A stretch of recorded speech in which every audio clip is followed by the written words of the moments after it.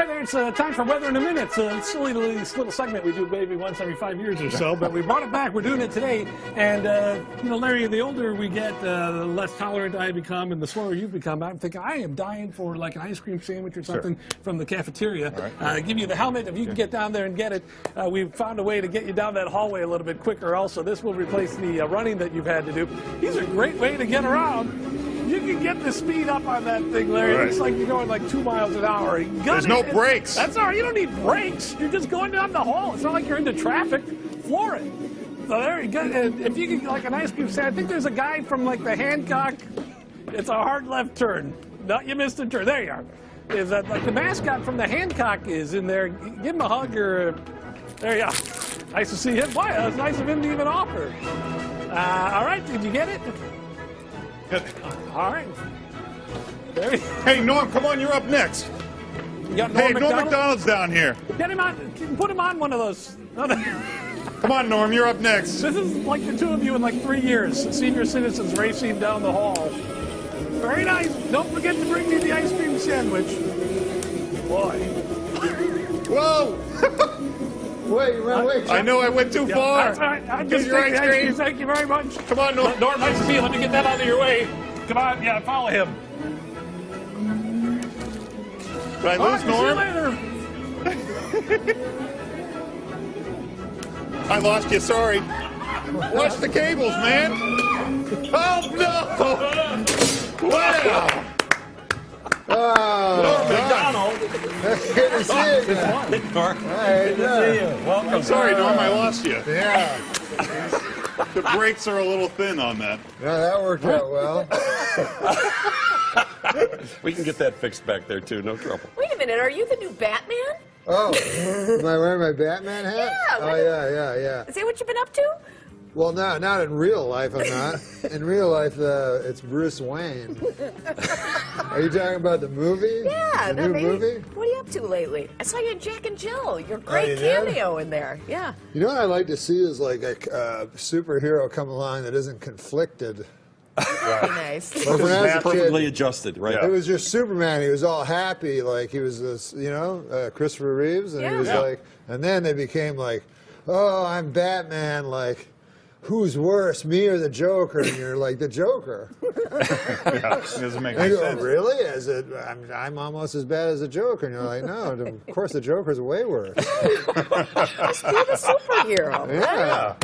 For Batman. Been watching these Regis highlights, and Oh yeah, Regis is gone. Right? well, today's the last day, 9 o'clock. Is it? On WGN, on our station, you'll see the final one. Who but is the they were interview? showing. They haven't announced anything that's happening, but they were showing highlights of you as some of the highlights of Regis through the years. Really? Yeah. What do you remember? What are some of your Regis memories? Well, one time I was on his other show, Who Wants to Be a Millionaire, and it was Celebrity Who Wants to Be a Millionaire, so the questions are a little easier. Yeah, you won. I heard they didn't give you the money. Yeah. No, they give it to a charity. They don't tell Oh, you. that sucks. No, they give it to sick children. Oh, that's nice. Yeah, that's nice. They need, they need money too. Are you drunk? Because all you did was ride a cooler and you're sweating. I am. Well, it's hot it's hotter than a $2 Well, he's pistol got like in here. 12 layers on. Yeah, I I thought it was going to be really cold. Well, you're from Canada. This should be springtime for you. No, I know I'm from Canada, but I'm still a human being. Like it's not like we evolved differently. Yeah, no, I'm from the frozen north. Yeah. Yeah, it gets colder than It gets colder than a. Uh-oh, here it comes. Get your finger on the panic button. No, it gets colder than a vampire's demeanor. Okay, that's better. Wow. Surprisingly cerebral. What are you guys up to, man? Living the great life, living the dream every day. Yeah. Norm, every day. Did you enjoy that bit we did with driving around? It was really hysterical. Yeah, I got a late. They put me in late. I don't think I'd have to take. Where did you go? Did you take a spin around the station? I couldn't find you. You drove way too far down the hall. I got a heavy foot. There's There's a real stream of consciousness thing happening here, Norm. Yeah, it's called conversation. But there's no break on mine. There wasn't on mine either. Yeah. Yeah, well, you know. That's what makes it fun. That's what makes It's not the fun till suspense, somebody gets you know? hurt. Exactly. Yeah. Yeah. Norm's going to be at Zanies at Pheasant that's Run right. this weekend in St. Charles. Is this what you do with the crowd? Just stream of Yeah. consciousness talk? Why do you keep saying stream of consciousness? That's just speak.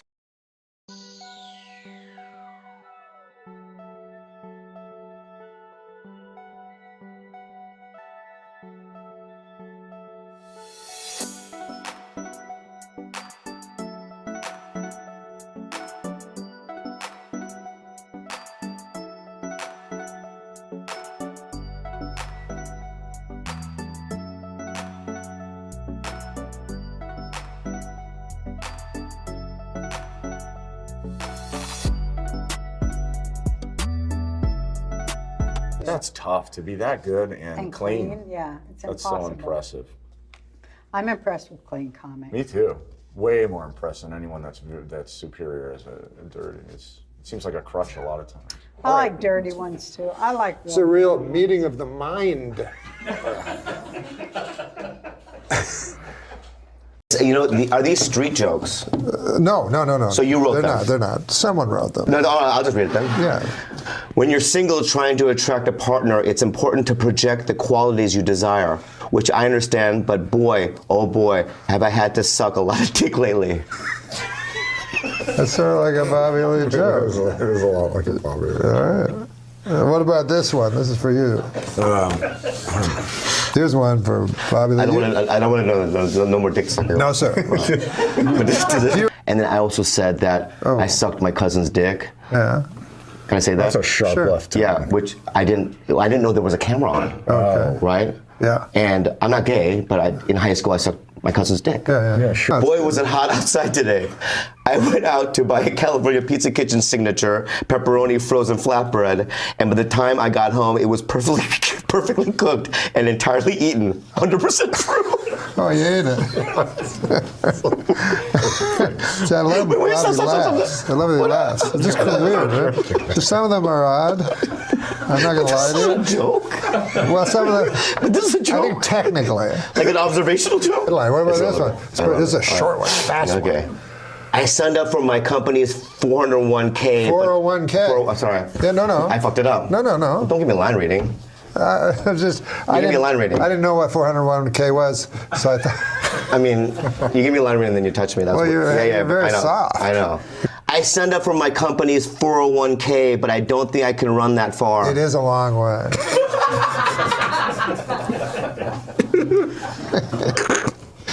Wait, I got to get one that's going to make Bobby happy. I don't like when he scowls after that. You ever hear of steampunk?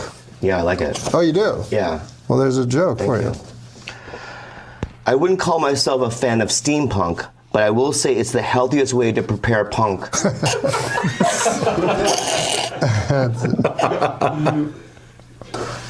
If I was grading constellations, well, this is a thing we get once in a while. We ask for letters from people that have problems, and it's actually called Dear Bobby. So this one says, Dear Bobby, I am in love with 2 boys and don't know which one to marry. First there's Andy. He's sort of blonde and sells insurance. Mama likes him, which helps a lot. He's very reliable and seems anxious to get married. Then there's Tony. He's dark and sort of gives me the creeps, but they're awfully nice creeps. I don't know which one I like best. In the daytime, I like Andy, but I believe I like Tony better at night. Which one do you think would make the best husband for me? Andy or Tony?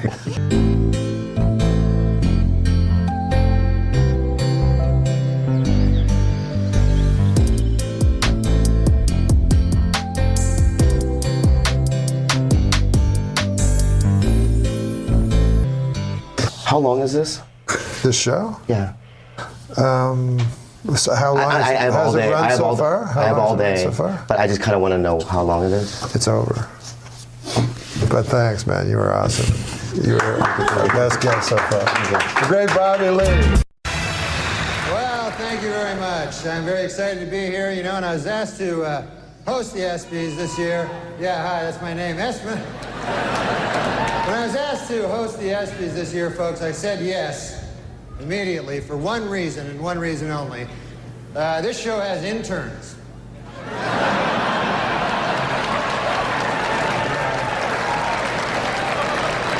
I'll be having little improper relations backstage a little later. But man, it's great to be here at the 6th annual ESPY Awards. Hard to believe, huh, that the ESPYs are 6 years old. Although Anthony Mason swears they're 18. So.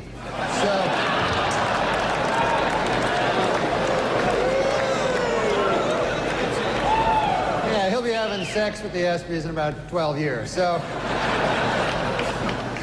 I was a little late here tonight. I took the cab to the theater, folks. And I don't know if you've ever been in these New York City cabs, but I got one of those cabbies, couldn't speak English, you know. Saw his name there on the dash. I couldn't even pronounce it. I think it was something like Hideki Arabu. I'm like that.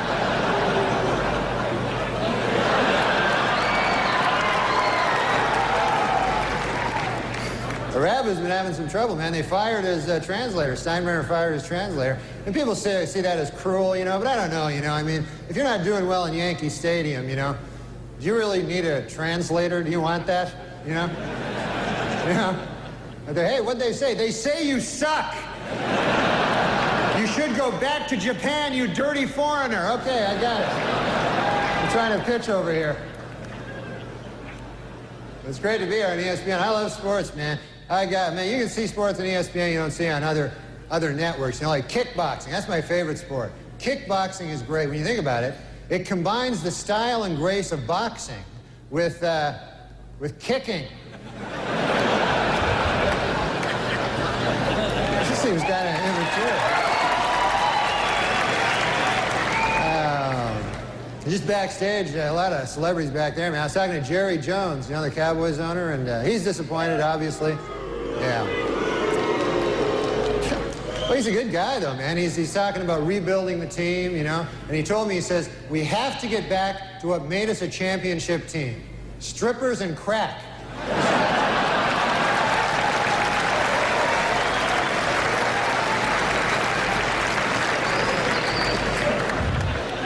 Hey, have you heard about this? Ted Turner and NBC plan to start their own rival football league to compete with the NFL. And not much known about the specifics of this new league, except for this, it will suck. They know that. So they might have trouble, you know, getting advertisers when we know it will suck. And of course, congratulations to the Denver Broncos for winning the Super Bowl. How about that?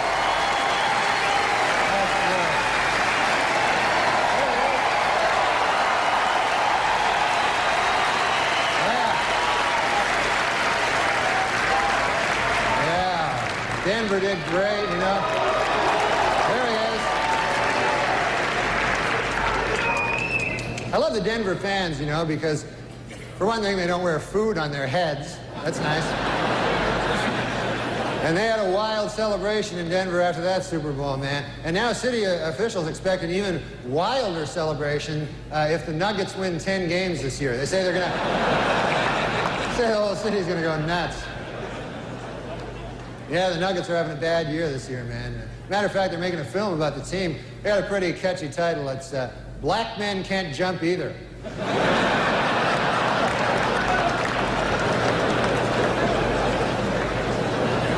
Well, NBA All-Star Weekend over. That was exciting, man. The East beat the West. Jeff Hornacek won the three-point shootout.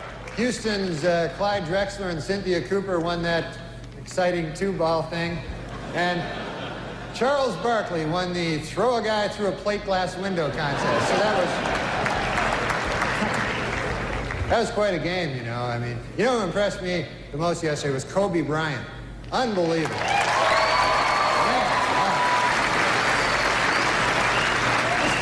This guy's amazing. 19 years old, the youngest starter ever in the All-Star game, and he played so well that today he was named spokesman for NBC's new public service campaign called Screw It, Who Needs College? Of course, the biggest story in basketball, no question about it, Michael Jordan may retire. Yeah, Michael Jordan may retire after this season, and it's terrible news for Bull fans, you know, but it is terrific news for golf hustlers. They're happy about it. But Jordan is very serious, though, about leaving. In fact, he's already called the Hall of Fame to make sure that his plaque bears his basketball nickname, Air Jordan, and not his baseball nickname, Senior Crappy.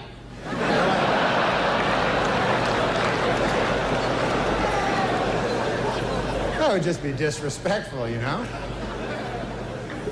Well, how about them Winter Olympics? They're finally underway, so we've got a lot of great stuff to look forward to the next 2 weeks, like hockey and, well, just hockey, really.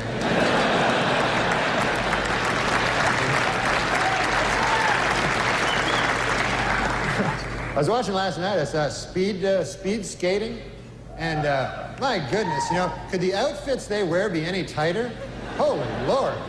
There was an East German woman, I swear, you could see the outline of her entire penis. It was...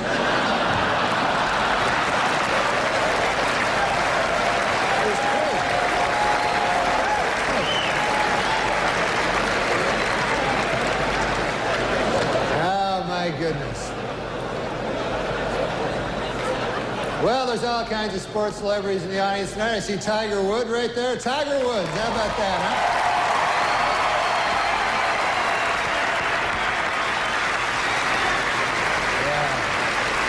Yeah, he's up for golf. Of course, he's up for Golfer of the Year this ESPYs. And you know who I feel sorry for, folks, is the other two guys nominated for Golfer of the Year. You see these guys getting ready, you know, it's like, hey, honey, have you seen my tuxedo? No, not the good one. The one I wear when I'm going to get my ass kicked. Have you seen that one?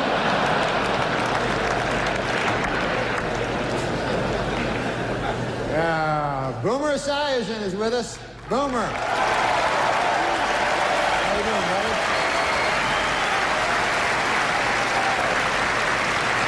Boomer, of course, will replace Frank Gifford on Monday Night Football next season. And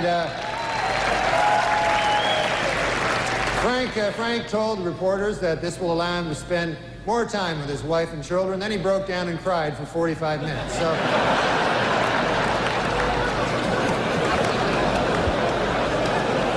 And there's Charles Woodson. How about that? What a season he had.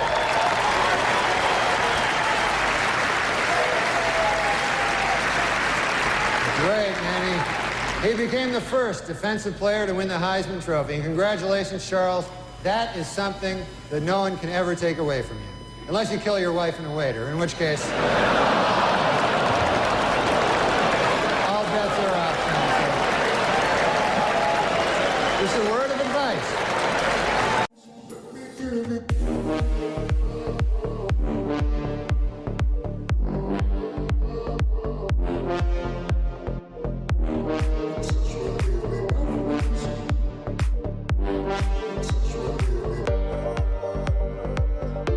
MacDonald, I think, still with us, the actor, comedian. Yeah, I'm here, man. You do a great job of always making me uncomfortable. When you hosted the ESPYs that one time. Oh, you were there. I remember that. Oh my God. You had jokes, but they weren't directed at me. I was uncomfortable, and they weren't even directed at me. Yeah, I have this thing where I don't even know when I do bad. But that happens to me a lot. I come off, I go, hey, that went pretty well, right? They're like, well, everyone left. I'm like, oh. Well, we were thinking about you the other day because the ESPYs was on, and one of our favorite things to watch, and every once in a while, like Deadpan or somebody, every time the ESPYs rolls around, they'll put up which was absolutely brilliant, but apparently not making many friends over at ESPN when you did that. They won't have me back as an ESPY host. What did they say to you after it was done? No, they didn't say anything. That's not good. Did anyone handle it poorly? Like any of the athletes? Did they? Because you would figure that you'll go, all right, I'm getting my balls busted a little bit, but this is what this event is all about, and he's a comedian. Because is there anyone who takes themselves more seriously than athletes?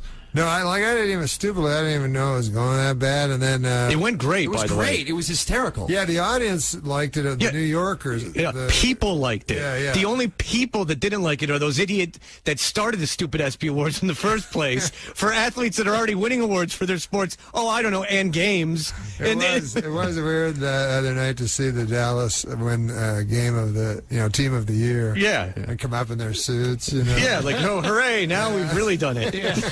Now we have this meaningless thing to go along with our world championship trophy and all the money that we've accrued. Yeah, that's exactly. Now since the parade's over and the trophies have been given out and the bonuses have been given out, now I get to stand here like an idiot with some stupid award made for television. Absolutely. Yeah. It really is up to the comedian and the host to save it. Yeah. The ESPYs looks like it doesn't have as much. I watched it. They did a big long thing before Seth even went out. They didn't have that much comedy in it. They had a couple of sketches, but there was a lot of amazing things, but it'd be soccer and stuff. Well, you can't even tell if it's a good goal. But it was cool. And then they had some guy that I never even heard of that was in jail for 50 years. Oh, you know what? It's the Arthur Ashe Award. Listen, it's great that they do it, and it's awesome because, from what I saw of it, before I started fast forwarding, it was very good. But that thing must have been like 15 minutes long. Oh, it was forever. It was really, really long. And at some point, people are just going to, like me, go, okay, I understand this guy's story. When are we going to give another award? And you just fast forward right was through. that guy a famous athlete? I don't know. I was watching it in fast forward. Apparently, the 15 minutes didn't describe very well what his situation was. At the end, he got out of jail. He was 50, and he took boxing in jail. But I don't think he did anything. Oh, he's just like, hey, I warded off rape. Yeah, with these fists. Well, and then the sports thing hasn't worked out because. The ESPYs, too. You were the greatest host in the ESPYs history. You were the only good thing about the ESPYs ever. And they didn't invite you back after that one either. It's something about you and sports are not melding well. Well, sports, they don't take them. They take themselves a little seriously. Like, they don't they don't need anybody making jokes about them and stuff. They also don't need to be on shows. Like, that's why it never works with interview shows and stuff. When it's just sports guys, because. First of all, if they go on a talk show, they're not even trying, you know what I mean? They're just, hey, what's going on? They're just giggling at the host, kind of, because it doesn't help their career to go on a talk show. Yeah. No, it happens all the time. Yeah. So they just, and they've had everything handed to them their whole life, so they're not interesting people very much, Were people mad at the ESPYs? I find that 8-minute stretch you did as one of the greatest things ever. I mean, the look on people. They were mad, yeah. But they I didn't were realize so uncomfortable. I didn't realize it at the time because, the ESPYs, it's in Radio City Music Hall, so 95% of the audience is just New Yorkers. And then right in the front, it's 4 rows or something, are all the athletes. Yeah, right? Dean Smith is giving you that tisk tisk, how dare you? Who the hell is this guy? I know, but me, like an idiot, I never saw that because I didn't have monitors or anything. So I was doing well in the room because it was in the New York audience. You can't really see out. But then when I later saw it on TV, it would just cut to scowling black athletes. The O.J. Simpson joke at the end. Ken Griffey Jr. didn't care for it. I remember that. Really? Yeah. Did people come up to you afterwards, like the O.J. stuff, and when you were making fun of Tiger Woods? I mean, did people come up afterwards and confront you or just say anything, or did you? Well, Ken Griffey was really mad for some reason. I don't really know why. And he was like, yeah, that was really funny, man, really funny, real sarcastic and everything. And then I said, hey, man, listen, I just want to tell you one thing. I go, there's never going to be a guy, never going to be a player like your dad. That guy was the best. There'll never be anybody close to that guy. What did he say? He just looked at him. He didn't know what to do because what are you going to do? Go, my dad, I'm way better than him. But you knew that's what was in his head. What did you say about him in the show? I didn't say anything. I said it was an OJ joke or something. And it just cut to him with a crazy look on his face, like, what, huh? What? Yeah, they didn't like the OJ jokes. Neither did Saturday Night Live. You got in trouble on Saturday Night Live for doing the OJ stuff, too. It's kind of bizarre because I always thought, it's kind of, I don't know. It's hard to believe anybody would believe that he wasn't guilty, but I will say this though, like, because every black guy I knew, like, we go, like, I go, you think he's really innocent? And they go, yeah, kind of, you know, but you could tell, like, they maybe not, but they were just backing him up. So, but then I was like, that's weird. But then I understood it later because when Robert Blake killed his wife, or allegedly did, I loved Beretta. You're like, oh, yeah, so I was like, I don't care. I just want him to. I don't really care. I don't know who this lady is. Like, but it'd be cool to have. I don't want Beretta to go to jail. I don't know. So that's the white man's equivalent of O.J. Simpson is Beretta. Exactly. Beretta with the cockatoo and stuff. You can take that to the bank, right? Wasn't that the greatest movie? Remember when you were a kid watching Beretta and like all the other cop shows, like the were Equalizer and things like that. Yeah, then you see Beretta be like, just Martin Scorsese's TV show. It's all gritty and. It's a great name for a TV show too. What? Beretta. I guess. Norm MacDonald with us, based on a true story. It's available September 20th. We're going to do Celebrity Prognosticator with him in just a second, but he's an unusual person, and he likes awkward comedy. Most people are not comfortable with awkward comedy. He likes to make you uncomfortable. Oh, and great. And there's never been anything in the history of the ESPYs better than his monologue. So I want to go back there for a second with Norm. Thank you for making time for us. What do you remember most about all of that ESPYs thing that you did that made everyone uncomfortable and was hugely great? And instead of celebrated, got everyone mad. Oh, hi, guys. Hello. Hi, Norm. No, this is what happened. I'm sure you guys have been to the ESPYs. Yes. No. And, it's a lot of fun. They'll go like, and now for best football team, you know, I know the guy that won the Super Bowl, you know. So they get an award. And so I was doing my stand-up, but the audience is like 90% just New Yorkers, you know. And then right at the first few rows are all the athletes, and so the New Yorker guys liked me, but stupidly I didn't realize that they were showing pictures like behind me of you know, Ken Griffey scowling and stuff, you know, because they all hated my jokes. John Elway was mad. Did you actually say why the long face to John Elway?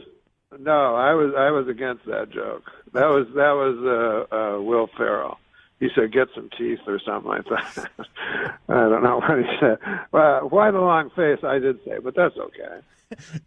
But no. Will took on his teeth, and I was like, "Oh, don't do that." Who was most upset with you after that night? Ken Griffey Jr. Really? Did he say yeah, something? they told me, like after the show, they were, you know, there's this big party, and they were always like, you know, all through the show, this party's going to be great. And then at the end, I go, "Where's that party?" And they're like, "Nah, I probably should just go back to the hotel." That's how you learned that you were not invited to Ken Griffey Jr.'s party? Yeah, exactly. What do you remember most about that night? Is there one joke that you're particularly proud of, and you tend to be someone who doesn't, you know, you don't do a lot of reveling in the past. You move on. But is there anything in particular that you are proud of there? Well, Woodson won the Heisman that year. It's a good joke. And so I said, you know, they can never take that away from you unless you kill your wife and a waiter. It's so good, man. It's such a good joke. It really is. He spoke like someone from the 1920s. He would talk about hobos. Yeah. And he would say my wife, a battle axe. Yeah. You know, he talked in this way that was from a different time. I'm just an old lump of coal. Some of my strongest material comes from real life. Real life? Like, for instance, today I was driving in a car. Mm-hmm. You were kind enough to bring a car to bring this old chunk of coal here to the studio. We send cars for our guests, yes. Yeah, so I got in it, and I get material that way. So my driver. What do you mean? How do you get material that way? You get in the car, and what happens? My driver tells me a joke. I'm scared now. No, firstly, Conan, I'm thankful for the for the fine ladies who live across this country and leave pies on their windowsills. So an old chunk of coal like me might have a meal from time to time. Okay. I am going to return to my former sexual lifestyle. Well, yeah, what's that? It's trying to find a lady and convincing her to let me lie down on top of her. That sounds so romantic, the way you describe it. I want to lie down on top of you and take a nap? What do you... I'm just an old chunk of coal that likes the, you know. Old chunk of coal. Yeah. Likes S&M, apparently. No, that's what I was just trying to. I'm getting back to just lying on top of a lady. Okay, all right. I play Geezer, who is me, actually. Geezer's just an old chunk of coal that, you know. Thank you for having this old chunk of coal from the Ottawa Valley on your big city program. We are so pleased to have you with us, Norm. But my Merle Haggard was opening for him, you know. Okay. And I'm just an old chunk of coal. And I like Merle. I wrote a song later on called I'm Just an Old Chunk of Coal, but I'm going to be a diamond someday. Yeah. It's supposed to be a lump of coal, but... Everybody says lump of coal, yeah, but I like chunk. Chunk sounds better. It does, more masculine or something. Down in Texas, they say chunk. Give me a chunk of that cake or a pie or something like that. Morsel of coal. Oh, yeah. Chunk. Yeah, chunk. A chunk of Yeah. A lot of people.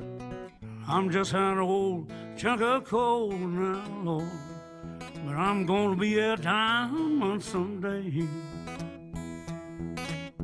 When they talk about that song, say lump of coal. I don't know if you know. I know they do because that's a natural thing to say. Yeah. But it didn't sound good to me. Briquette? No, but you know, the reason I don't like lump of coal is it brings me right to a Christmas stocking. You know what I mean? That they Oh put my lumps God, of he's on a roll. No, but that is why I love chunk. I know it's time to close my eyes to old ends, open up to new friends, leave my heart in Berlin, where the tables turning, seeking up the... Currently in a relationship, or are you playing the field? Oh my God. What the fuck? What are you, retarded? Are you really having a relationship? Come on. Come on, I'm serious. Like 3 weeks ago when we started, you were just a filthy bum. Yeah. And now these retards put your name in a fucking magazine. You're all dressed up. Yeah, they told me to dress up for Comedy Week. Explain to the folks what Comedy Week is. You fucking retard. No, can you explain? Not really. This is how I would like to see the election of the Pope. The election of the Pope? Yes, run it. There's the crowd. Now watch. Watch. All right, the door's going to open. And there's the Pope. There's the Pope. That's the Pope. We should explain to the folks that was Michael Jackson. Let's explain. Yeah, explain who Michael Jackson is to the people. Everyone knows Michael Jackson. What, are you retarded? His opponent was this rich kid, you know, this Adam Scott fella from Australia. Oh, from Step Brothers? No, not the actor Adam Scott, the professional golfer Adam Scott. What, are you retarded? So I know you're not retarded, but what are you, Down syndrome? Dance like no one is watching, sing like no one is listening, love like you've never been hurt, and fuck like a goddamn retard. I saw the word retard. Oh, how about this? College freshman Scott Damerow, Larry, set a new world record by using his head to bust 142 eggs, and he now officially holds a place in the Guinness Book of fucking retards.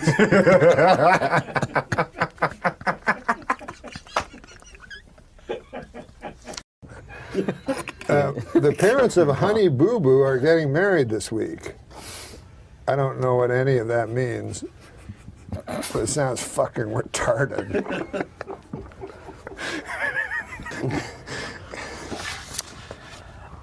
That's a good one. I think my doctor might be retarded. Why? His name is Dr. Retardo. Oh. It's a good chance. Jenny McCarthy recently got engaged to former New Kid on the Block Donnie Wahlberg. They plan to marry on Retard Island. Now, why couldn't I have gotten this one? What? You throwing me under the bus on the next one again? No, give me one of your better ones. I'll give you a good one. My brother-in-law is so stupid. My sister's brother? Right. Sister's husband. Sister's husband, rather? My sister's brother would be my brother. Okay, whatever. He came up with a bucket list. You know a bucket list? Oh, sure. You know what his first thing on the bucket list was? Committing suicide. Isn't that retarded? Huh? That's just stupid. Have you ever heard of the Falkland Islands? Rings a bell, but I don't know much about it. Oh, you're in it. I mean... And come to think of it, I got addicted to you. Oh, no, no, no. And come to think of it, I need somebody like you. Oh, no, no, no. I need someone like you.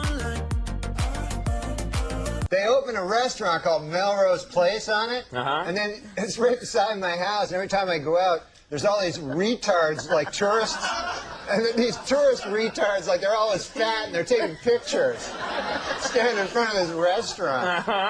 Yeah?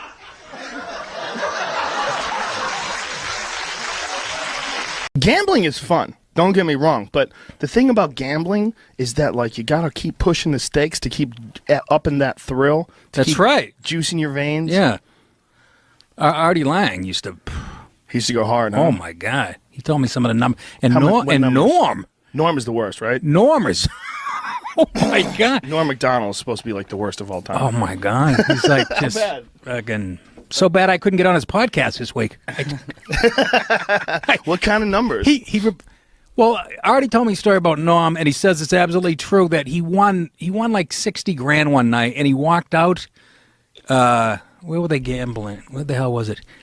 It wasn't Vegas because there was an ocean nearby, and he threw all the money in the ocean because he knew he was going to piss it away anyways. What? Yeah, that's what Artie told me. I wouldn't doubt that. I wouldn't either. You know Norm. He's Hey, legit it's only crazy. money. Yeah. Legit crazy. God. Wasn't Norm the one we just talked about that had that famous story where he threw the money in the ocean because he knew he was going to lose it? Was that Norm? Yeah, he decided to throw it out because he thought it would just make him lose more. But that might have very well been urban legend. Do you know is that true? Well, a lot of this could be urban legend. Who knows? No, not from you. I'm saying I didn't hear it from Norm. I agree that Did could you? be. No, and I agree that could be urban legend, absolutely. Well, everyone knows he's just a wild maniac. He's one of the funniest, smartest human beings I've ever met, but he's got a true edge and a true danger, and that's what happens. I love him, though. He's a rock star, man. He's a bad motherfucker. He's a rock star. He's hilarious. I've heard the Norm stories. I'm Fuck Blackjack guy. Oh, yeah. I play blackjack. Oh, do I love What was your blackjack. biggest loss? Did you talk about it? Nah. Not really, huh? Nah. I don't blame you. A lot. It was a lot. Yeah, you're over it though. I did a stupid thing one time. Okay, he's ready to talk. This was my big statement I threw over at Atlantic City on the boardwalk. I threw 60,000 into the ocean. What? No way. Yeah, to quit. That was my thing. I'm going to quit. Why didn't you just quit and keep the 60? It was supposed to be like I felt like I was in a movie. Wow. That was a symbolic kind of a thing. Like, was it money or chips? That was What's money. that? Was it money? Holy shit. I said chips, and he goes, "What's Wait, that?" so you threw 60 grand because you had a moment where you're like, "This is cleansing. This is like it's just- to the ocean." I committed. The same way a drug addict would throw his drugs into the ocean. How long after it left your hand did you regret it? I regretted it pretty good. See, I would have thrown the fucking dealer into the. That's how I would get over it. I need your love. You free my mind. I need your love. Yeah, you free my mind. Nora Ephron walked off the show. Yeah. Right, and so did Sinead O'Connor, I think, right? I was there for that one, too. You were there for Sinead O'Connor? Yeah. It was Nora Dunn, by the way. Oh no, I meant when Dice did it, Sinead. Yeah. Was that the same No, show? that wasn't the same show. No, she said she didn't want to do it because Dice was performing, so they had to get a different musical guest. This guy, you hired this guy to ruin all the interviews? No, so how about this? Adam had a question he wanted to ask you about your comedy. Yeah, I've been chomping at the bits to ask this one. I've been thinking about it all week. Norm told me to come up with some questions for you, and I've just been dying to know, where do you get your ideas from?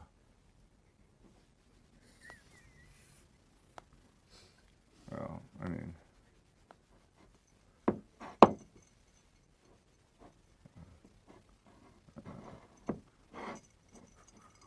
yeah, I've been dying to know, where do you get your ideas from?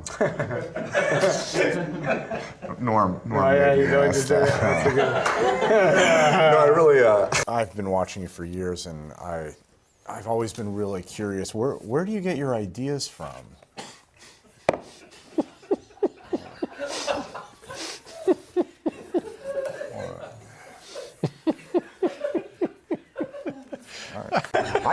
I think it's been really a thorough interview. I always wanted to know where he got his ideas from, but I think Never been asked that before. Well, where do you get your ideas from?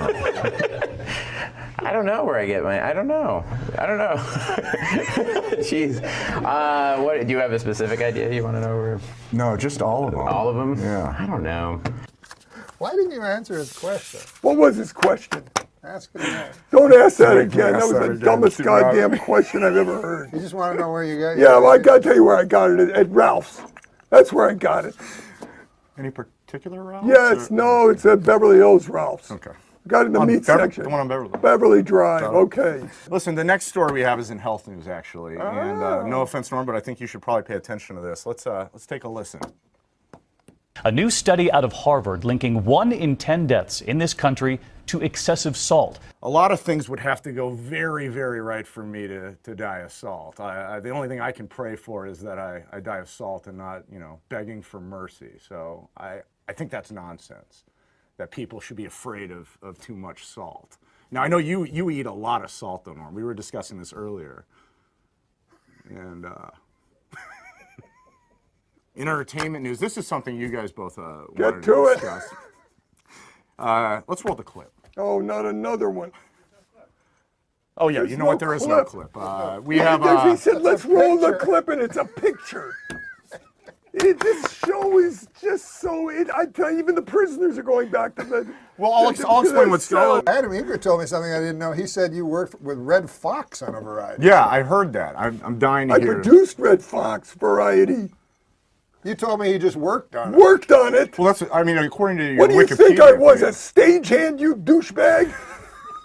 Worked on it. Did you do your notes? No, I want got you all my back on information drugs. from I'm Wikipedia. serious. I want you back on stuff so you know. Close. I'm going to do a shot next sorry. break. No, it's I'm true. just teasing. No. Just good, huh? Here, pray. Adam. Whatever. Well, that name's a name. Jesus Christ, he gets fucking. You knew what he meant. Yeah. Did you know that Adam Egan did comedy for a while? You did? Very briefly. But you performed? Very Open briefly. mics? In LA or in Phoenix? Arizona. In Arizona. Yeah. He was famous for thrusting out his cock. Like he'd stand at the mic and he'd push forward so his... It was a nervous, But he has a hell of a hog. Yeah, right? People say that. Yeah. You have a big dick? No, people said you have a big dick? Yeah, I guess. That's, just say no next time? No. Brian Regan plays Salt Lake City, and he does it for a month straight. He does? That makes sense. They love him. He's one of the good few comic. that's just that good and, He's just so works clean. so clean. Yeah. So clean. Perfectly clean. And he's hilarious. Too. That's tough to be that good and clean. Yeah, it's That's impossible. so impressive. I'm impressed with clean comics. Me too. Way more impressed than anyone that's superior as a dirty. It seems like a crush a lot of times.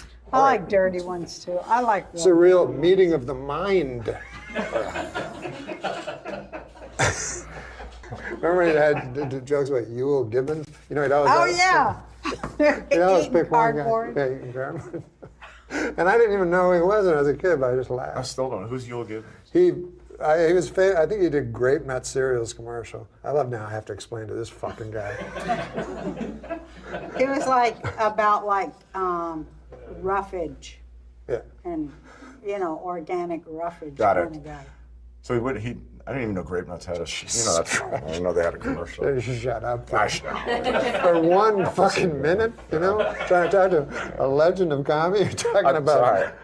I'm sorry. Yeah. How did you guys meet? Did you have to audition for this? We covered that in the Tom Green episode. No, we met at Tempe Improv. I like he's mad. He's like he's mad at you. We covered that in the Tom Green episode.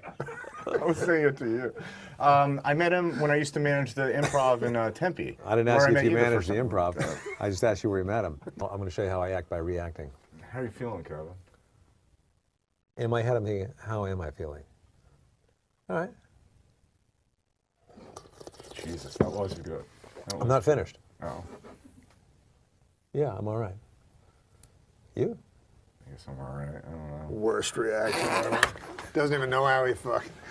But whatever, you need a sidekick. My favorite sketch of all time you were actually in was the Mr. Belvedere fan club. The great yeah, Fred that was Wolf, good. Fred Wolf. Fred Wolf wrote that. That was a good one. And, and the other one you were also in, I always loved Sabra Price is Right. And both Tom Hanks, which was actually... that was old Smigel wrote that one. Yeah, those were my You were talking about... Hey, that was my first skit ever. Oh, the Sabras. Yeah, Mr. Belvedere. No, Sabras. Sabra Price is Right. Oh, okay. This is your greatest instrument. This right here. You ever think about revisiting some of the old You're roles? sweating like a whore in church, Adam. They cut the budget on the show. We don't have air conditioning anymore. Ask your question. You think about revisiting Everything's going to be okay, buddy. He's very nervous. Imitable is good. Imitable is good. That was a Letterman laugh. Imitable is good. I don't have a laugh. Do you have a good laugh? Yeah, I have like a real annoying laugh. Yeah. If you don't have one, no, it sounds fake. Yeah. I try, but it comes out weird. What about you? Yeah, I have a real obnoxious laugh. I forgot he was here. Yeah. I know, the minute you said that, I was like, should you be talking to the crew? Do we cut?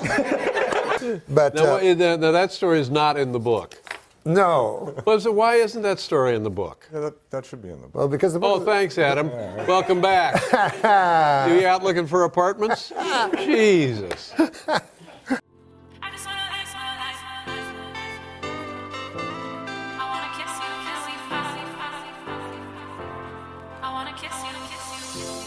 Told me that we should go our separate ways, but I just want to live my life without. This is Adam Egan, by the way. I noticed he was at the end of the table smiling. Should we bring him into the conversation? What do you think? Adam. What do you think? I just did, yeah. The whole commercial break was you asking questions. Yeah, I know. And then as soon as we come on camera, you do all the work. It's like Ralph Cramden. Okay. Is he to help out with just your commercial breaks? Keep his mouth shut after that? We really don't know why. We don't know? But we haven't found a position for him yet? I think that's so cool how you said that about how let's see what Caitlin can do in the last quarter of her life, because that's traditionally where you always excelled in the comebacks in the fourth quarter. Yeah, it is pretty interesting. Yeah, well, he said he beat the guy by 18 seconds. Oh, no, that was the trials, but in '76 he came in at the second day. I know. I'm talking about the trials. Yeah, I know. Yeah. What do you think is the most difficult sport that you haven't tried? You said it was the most difficult. Well, if I haven't tried it, I wouldn't know if it was difficult. Where do you get him? I don't know. Did you get him off the street? He said it as if it was the best question. It's probably ever. not even in. I hope it's not in his notes. What sport that doesn't exist? Yeah, is the hardest. That's it. Yeah. Okay, we'll be back with more one. inanity. I don't know what it is. What is it that makes a woman more flexible than a man? How the fuck am I gonna know? He's a great sidekick, isn't he? He's absolutely no help.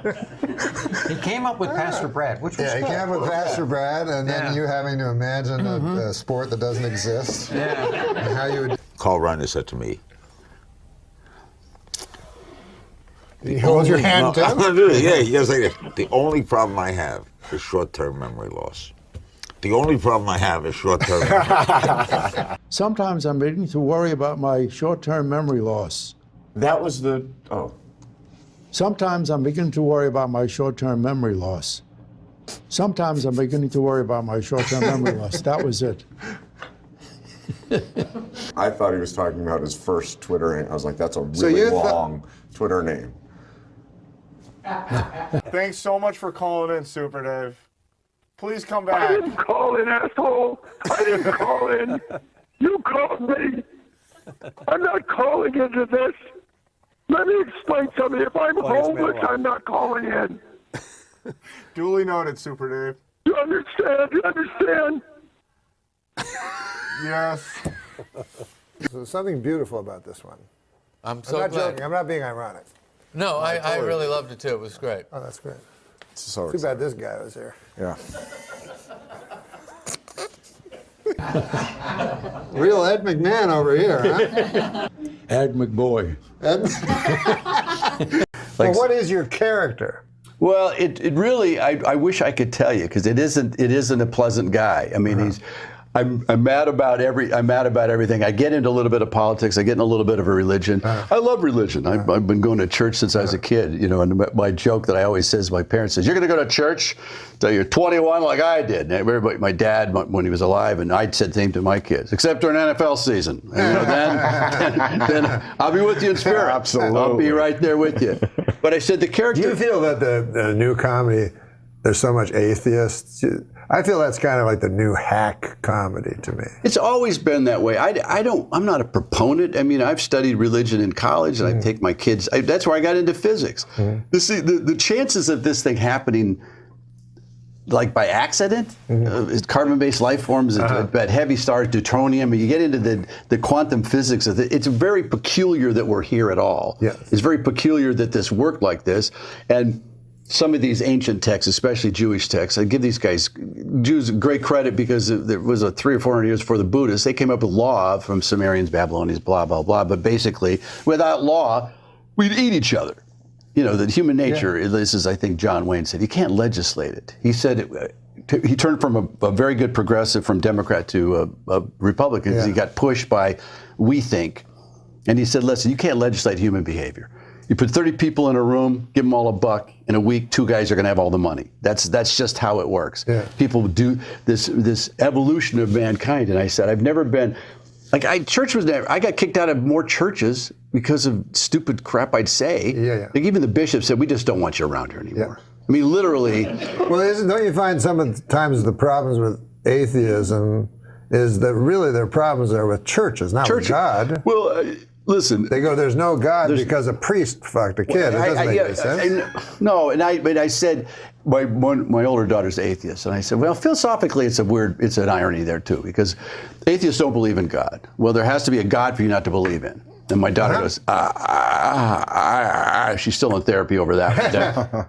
No, I always wonder about that, because, and also, the atheists are usually choosing a God not to believe in. You have to have a God not to, otherwise. Like Dawkins doesn't believe in a Christian God specifically. Yeah, exactly. And I said, I get the idea. It's weird. There's an old, the spiritual side of philosophy will get to this point where they said, if God is unlimited, which you have to agree kind of rationally, that's what a God. How would God ever deal with limited, us?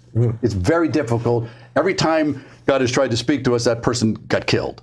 You know, because he said, hey, this is great, and then people shot him. There's only been very few people that actually spoke or had said they spoke directly, and they all translate what they heard into human speak.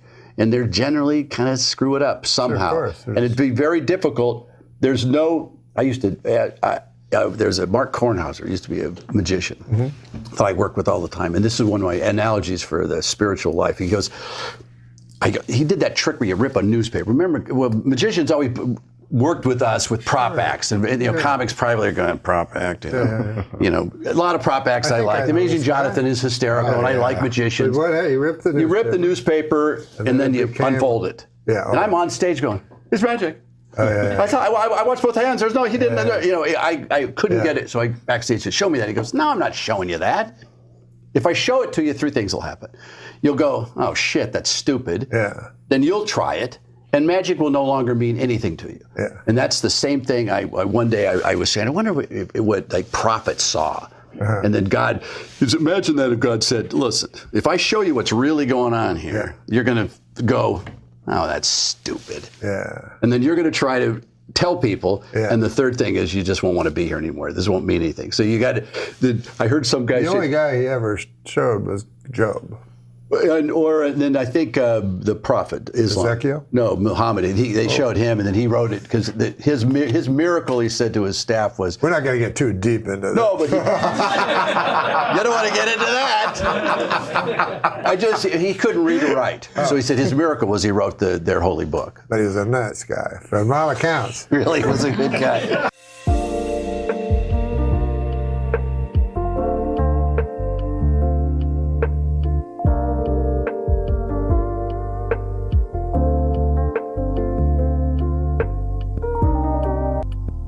What? Learn my lesson. Break.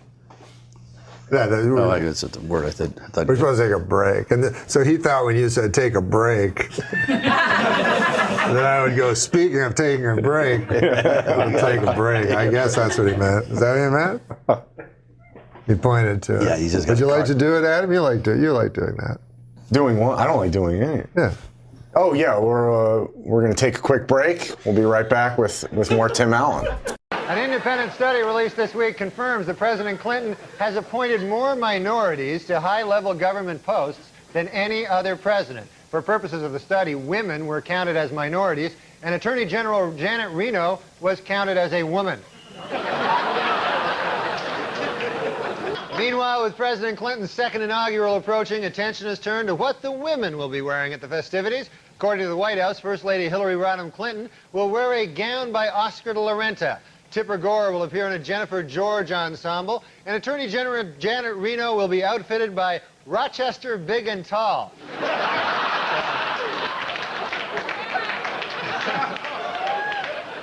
In northern Florida, refuse from a paper mill has caused female fish to develop male sex organs. And in a related story, Attorney General Janet Reno.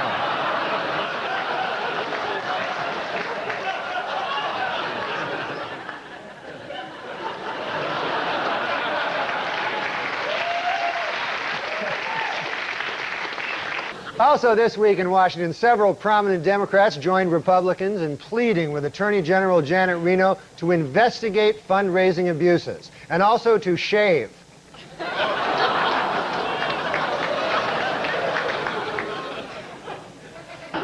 Meanwhile, Gingrich this week criticized Attorney General Janet Reno's decision not to seek an independent counsel to investigate Democratic fundraising, even comparing her to notorious Watergate figure John Mitchell.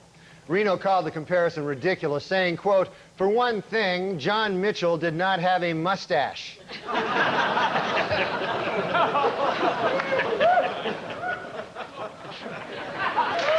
Meanwhile, FBI Director Louis Freeh said this week that Attorney General Janet Reno might have a conflict of interest in her investigation of Democratic fundraising. Freeh also pointed out that Reno might have a conflict of interest between her X and Y chromosomes.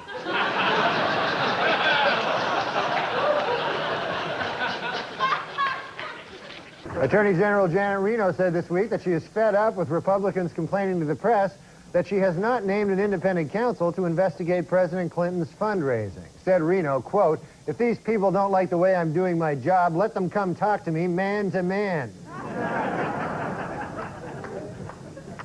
Attorney General Janet Reno absolved President Clinton of almost all charges of campaign finance reform. According to Reno, there is no evidence he misused his office to raise money, improperly allowed contributors to stay overnight at the White House, or sought contributions in exchange for political favors. You know, it's hard for me to believe this, but for Janet Reno to send this letter, I guess it must be true. The president's sleeping with her, too. With the release of over 100 hours of videotape of President Clinton and campaign fundraisers, the pressure continues to mount on Attorney General Janet Reno to name an independent counsel to investigate the president. In addition, some senators are said to be furious that instead of watching the videotapes, Reno has been taping over them with episodes of Xena Warrior Princess.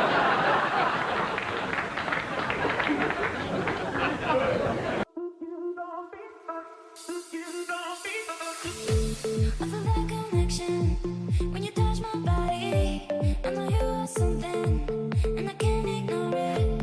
My friends tell me if I wanna go to the beach, I'm looking forward to my days like. Attorney General Janet Reno has assembled a task force to determine whether federal campaign finance laws were violated by Democrats, Republicans, or both.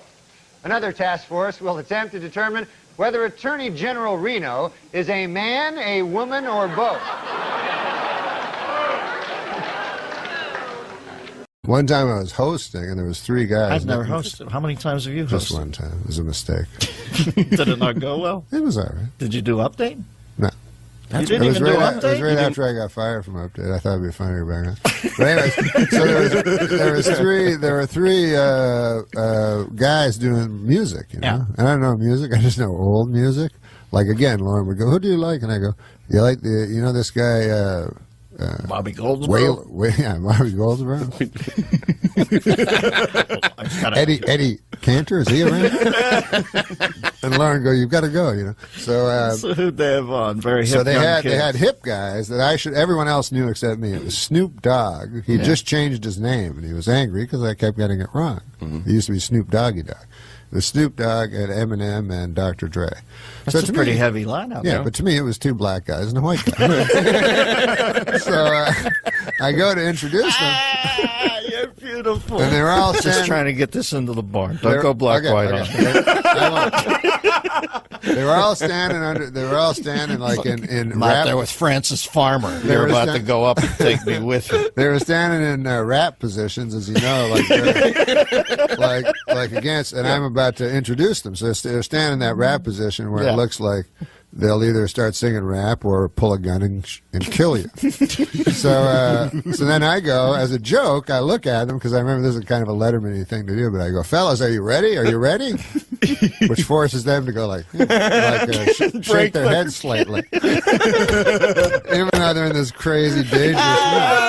All posed up. All posed up. So I thought that was funny. But then I learned later they were geniuses, and I should have befriended them rather than... I was just talking to Dre backstage. I don't know if he's a real doctor, but he did prescribe me some stuff. So I don't know. There you go.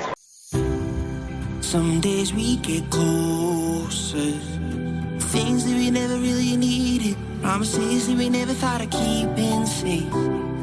I guess it's never over if we know how to break away. Okay, folks, before we continue, I have an announcement from the management. Would the owner of a Glock 9 with the inscription, "Too Puffy with Love," please pick up your gun? It's at the hospitality suite.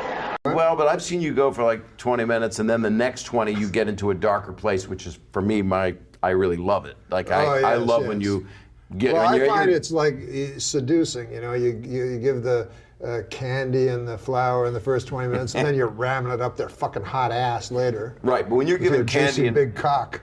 Right, but when you're giving the flowers and the candy, is it to a kid? Or is it, because I know the second part of what you just said. This is a joke I heard. You want to hear a joke? Please. Okay. This guy is driving down. He's a pedophile. Why is the big cock always juicy with you? I mean, ever since I've known you, it's like, and it's a juicy big cock. So is it like prime rib? Does it have drippings? If you're going to eat it like corn, is it like a Hoffy? I mean, it's got... you put paper towels under it because it's going to have drippings? Well, you know, the actual truth of it is like, it's like, here's my hot cock. The truth of it is, well, who says that? People always say that. My hot and they're cock. doing this on a walker? No, that's the lady's hips. Oh. So, but the truth is, a vagina is hot. A cock is actually cold.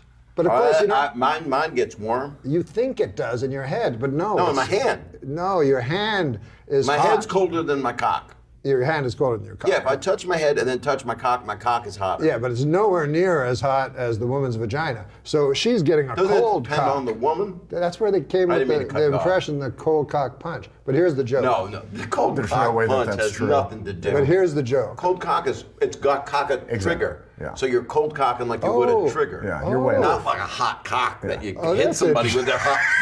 Here's a hot cock, I'm gonna knock you out. That's interesting. I It's didn't not know bad. that. It'd be cool if I had a So cock that I comes, could that knock makes someone sense. out. A cold cock. You censor this? No.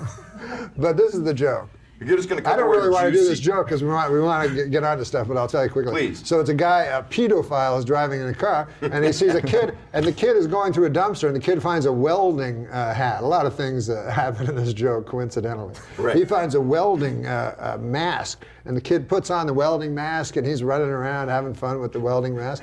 And the pedophile goes, "You want to drive, kid?" The kid goes, "Sure." So the kid gets in, and the pedophile says to the kid who's wearing this welding mask, he says, do you like to get your cock sucked? And the kid goes, "Oh, no, what? No." And he says, do you want to suck a cock, suck my cock? "Oh, no. Well, how about would you like to get my big juicy cock shoved up your hot ass?" It's going to have a clean punchline. So I know that. finally the kid goes, "Oh, I understand. No. I'm not actually a welder." Right. That's a crazy joke. Hey, do you want to take? Hey, Want to take some questions? I asked my Twitter followers for questions for Bob Saget. But is it pedophile? Is that the actual word? It's pedophile, isn't it? No, it's pedophile. Is it pedo? I was at a party with a friend and I noticed you first, and you returned my gaze, knew how to quench my thirst. You took me to that room like a dream come true. The dance you performed was just for me and you. Kisses on the neck, then you work your way down. Let yourself go for me all around town. Seductively stood. And I was tuned in one night, and I swear, didn't you say the F word or something like that? Yeah, I did one time. And it just completely slipped out? Yeah, well, no, yeah. It's actually all the other words slip out. But not the... That word is very hard not to say. I don't know if you've ever... I mean, you guys work in the fourth estate. You know how hard it is not to say that word. Oh, yeah. Especially for it's there. all the time. It's right there. It's ready to go. I went on a rant about Easter, and I said the F word like 5 times the other day. Whoa! Yeah. It's pretty serious. All right, Norm MacDonald is with us on the phone here in the corner. That's downright dereliction of duty. What did you say? Daryl who? I said saying it 5 times is downright dereliction of duty. Okay. All right, calm down. You're getting violent with us. Last weekend in Washington, a new museum dedicated to broadcast jerk. Bah! What the fuck was that? Last weekend in Washington, a new museum.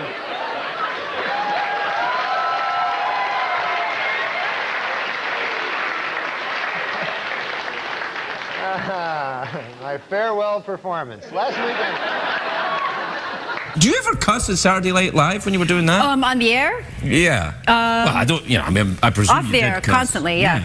I don't think I ever did. People have occasionally in the past. I think Norm MacDonald did once. I think a few other people have. Yeah, I know Norm. He cusses quite frequently. Yeah, he's very funny funny. man. Very, very funny. Very cussy. Yeah. Yeah.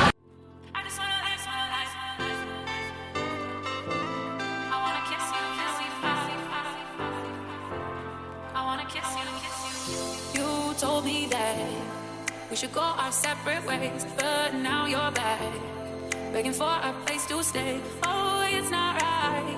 I wanna kiss you when we fight, kiss you when we fight.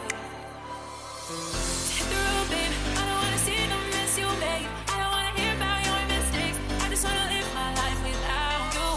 So have a nice day. Close the door and be on your way. Not much else that I wanna say. I just wanna live my life without you. And finally in California, pet owners.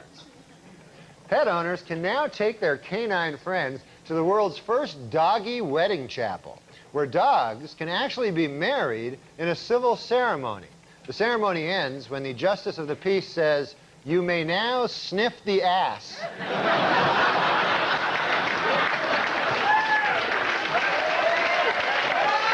right, folks. Maybe we'll see you next week. Good night. Norm was in Jeopardy with you a lot.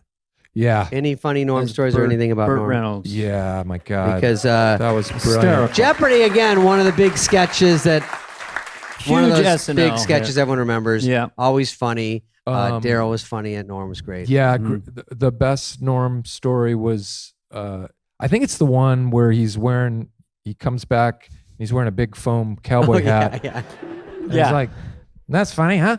Look, wearing a cowboy hat." And Mr. Reynolds, what are you doing?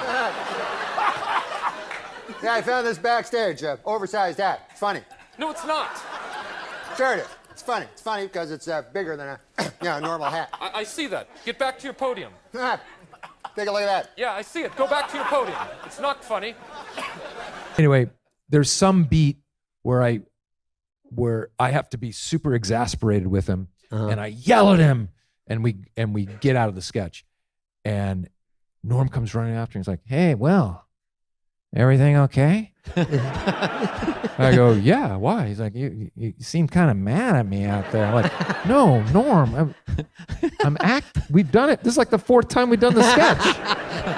"No, but that time it just seemed like you really were mad at me for some reason." I said, "No, we're good." That's very Norm right so there. Funny. That's his sense of humor. Yeah, you seemed kind of mad there for a moment, right? Yeah. But he was not. I don't think he was doing a bit. He wasn't doing He might have been serious that you were screaming. He was very sensitive in that way, too. He was very shaken. Yeah. And then... Because you can commit hard, and you probably scared him. That's all the time we have. Good night. Would you get that off me? Another great Norm story has nothing to do with Trebek. And Catan told me about it. They were on a flight together back LA to New York. Chris had taken off his shoes, and he can't find his shoes. They're about to land, can't find his shoes. He's going to the flight attendant. "Have you seen my shoes? I took them off." It's like, "I don't know." He's like, Catan's like, "Norm, come on. You took my shoes." "No, I didn't. I didn't take your shoes. Why would I take your shoes? It's the stupidest thing I've ever heard. I would never." He's like, "Come on, give me back my shoes. I know you took them. I know." Norm's like, "I don't know what you're talking about." Catan has to walk through JFK with no shoes. With no shoes, just in his socks. An entire season goes by, and then Catan and Norm are jousting back and forth about something. They used to joust a little bit. And then Norm finally goes, "Oh yeah, and one other thing, I did take your shoes." That flight in November.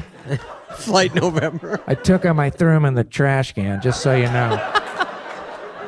Yeah, because I saw his shoes there, right? And I kind of grabbed his shoes. So yeah, you were right. I he used to give shoes. Catan so much shit. I know. Oh my God, yeah. He was tough. Hall of Fame broadcaster Harry Carey, everybody.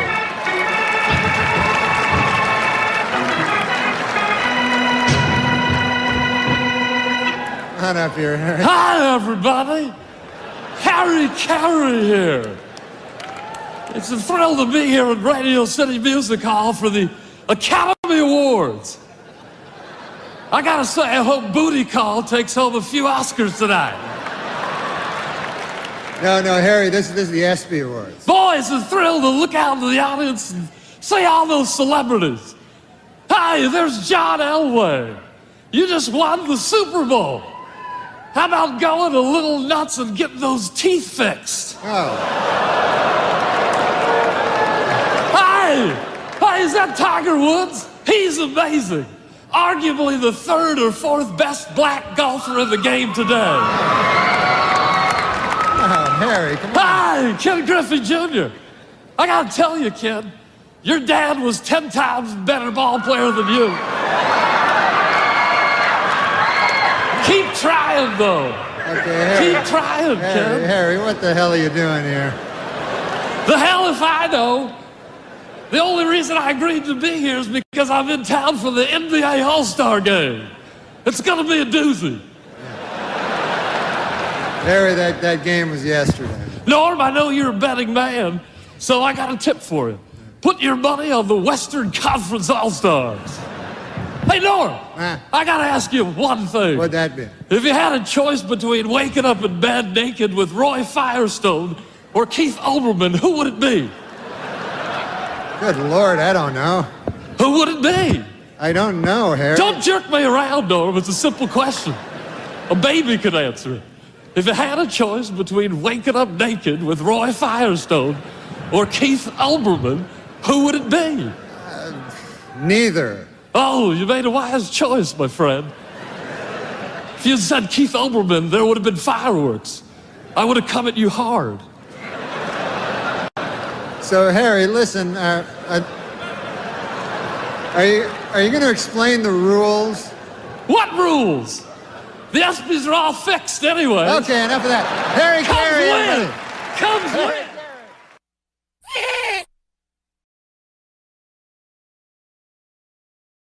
Is a baseball legend and a dear, dear friend of mine. Please welcome Hall of Fame broadcaster Harry Carey. Hi, Harry.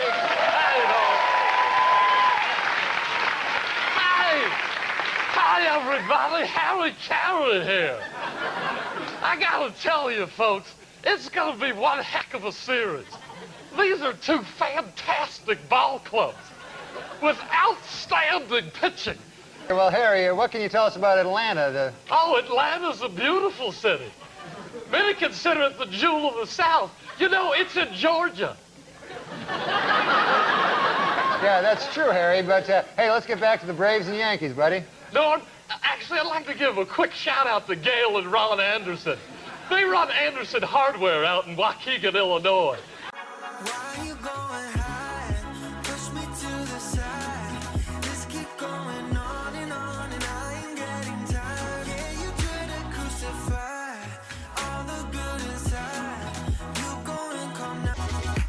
Talk about the lineups for both teams, huh? Hey, no. What about those hot dogs they serve at Yankee Stadium? Aren't they delicious? Yeah, sure, yeah. I love them so much, I once ordered 12. 12 hot dogs? Yeah, I only ate 2. I don't know what I was thinking. To this day, I still laugh at the idea that I thought I could eat 12 hot dogs. You can't do it, Norm. You can't. Fact, huh? Of course, on the other hand, you have the Indians, a group of untrustworthy savages. You look away, next thing you know, they steal your land. One hand, you've got the Marlins. Now, that's an odd mascot, a Marlin. Yeah, I guess it is. Of course, pound for pound, it's the smartest fish in the ocean. With its sword-like snout, it'll carve your eye out and not think twice about it. Norm, to this day, if I walk into a seafood restaurant and I see a marlin on the wall, I just grab my wife and leave. You ever been alone in a room face to face with a marlin? No. No matter where you go in the room, its eye follows your every move. You should try it sometime. It's a rush. I should know. I used to hunt them. Really? You hunted marlins, huh? No, Indians. I've got a whole closet full of scalps at home. They're just collecting dust. The government stopped buying them years ago. And peruse through this when you get a chance.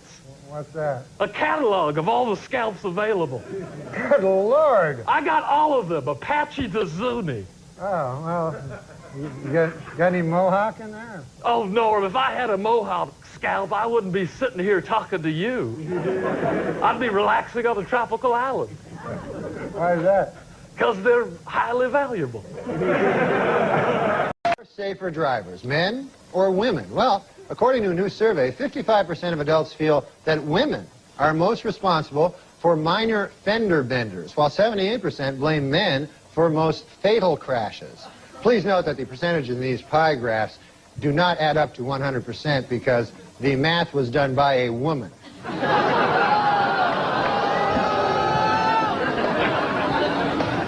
For those of you hissing at that joke, it should be noted that that joke was written by a woman.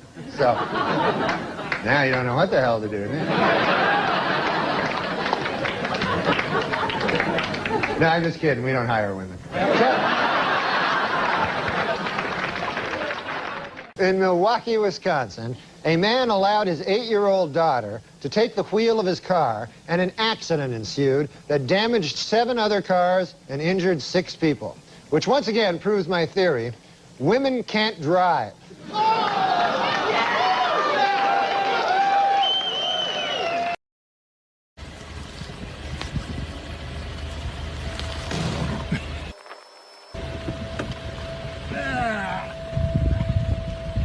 And I don't drive, you know. I can't drive, never learned. Because I don't know how to drive a car, you know. You don't drive at all? No, I never learned how. Really? Yeah. Why? Well, I don't like them.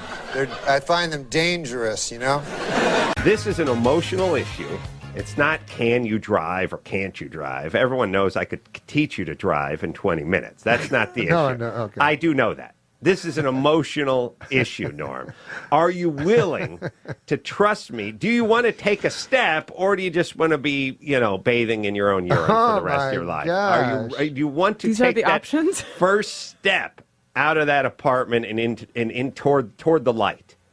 Would you like to take that step? Would you like me to help you take that step? Do you have like an earpiece and Dr. Drew is talking through you? That's an ass piece, but yes, it is Drew's voice. Whatever. I find I can hear him better that way. I would agree to It doesn't show I would up on agree camera. I would agree to do that. I mean, Would you agree to do that? I agree, but I might say no later because it scares me. That's right now. baby step. No, It's a baby step. right now, in your thrall, I feel like I could do it. Norm. Like, you're very persuasive and But convincing. please, and I please, believe you. please. And also, since your life's at stake, I know My that. life is at stake. But also, you It would be don't know- the day comedy died if you drove off a cliff with you and I in it. Except for all the other funny people that you left behind. Yeah, until they cast Dana Gould as Death. Yeah. And then we'd be forgotten. Oh, I forgot about that. Yeah. Yeah, it'd be the day Death died. Oh, wait a minute. All right. So listen, Norm, I would like to do this for you. And I know you find it, you see, this is an emotional issue. It's not a practical issue. No. Obviously, I can teach you to drive. No, It'll be safe. I know intellectually because I see old ladies and young children, Yeah. like you say. I see every other person, Right. so I go, well, I'm not. Right. Yeah. Yeah, they have handicapped people drive vans with their teeth, Norm. You don't think you could handle it? Yeah, no. I could teach you to drive. Let's do that, Norm. Okay. Let me offer you that freedom. Well, let's for now say yes. But I don't want to. But we can't. to a new This is the thing. Norm. Why can't I But I see got to what- say this. I got to say this. If we do it, it cannot be in any ways a comedy. But all of a sudden, I can't go. You can't go. Here's Norm. Put on this suit. And I'm like, no, wait. And then we're at a racetrack Norm. in Ventura, and I would I'm treat- racing against Gilles Villeneuve's son. Yes. Jacques. F1 driver. Listen, point is this. First off, I would treat you... Because I've had that before where they've gone, this is what my manager said, do you want to be in a celebrity race car event? And I go, No. I don't have a license. And they go, the funny thing is, they'll never think to ask. That's what my manager tells me. You know how I would treat you? I would treat you like a horse that I rescued who'd been abused. Uh-huh. That's how I would treat you. Do you know what I mean? No sudden movements. You'd whack lots me of off. petting on the snout. You'd whack me out. Just to relieve a little pressure. Nothing gay. Gigantic cock. Just to take the edge off. I'd feed you a carrot through my mouth. No, I wouldn't move. I wouldn't light off any fireworks. I wouldn't do any. I would be very soothing. I'm going to put the best of Enya in the CD player of the Lexus, and I'm going to teach you how to drive Norm MacDonald.